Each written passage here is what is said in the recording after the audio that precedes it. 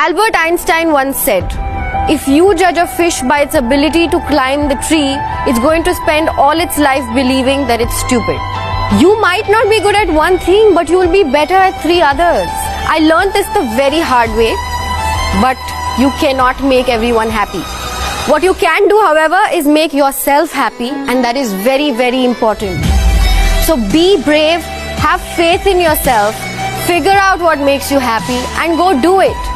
Get a job, leave a job, dance, sing, fall in love, carve your own niche. But most importantly, learn to embrace the randomness. Well, I think the biggest pressure the youth of today is facing is to believe in themselves. To know that you are unique and that what makes you beautiful. Stop comparing yourselves with others and let's talk about more important things that's happening worldwide.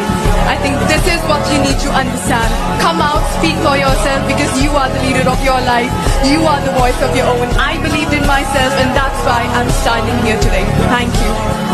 Whenever you give out any energy, love, hate, anger, kindness, you will always get it back, one way or another. Love is like a circle. Whatever love you give out, it always comes back to you. Remember this. As you gain fame, as you gain fortune, as you gain position and seniority, people will treat you better. They will hold doors open for you. They will get you a cup of tea and coffee without you even asking. They will call you sir and ma'am, and they will give you stuff.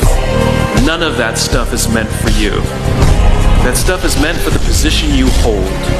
It is meant for the level that you have achieved of leader or success or whatever you want to call it. But you will always deserve a styrofoam cup. Remember that.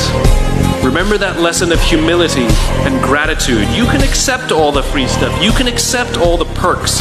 Absolutely, you can enjoy them. But just be grateful for them and know that they're not for you.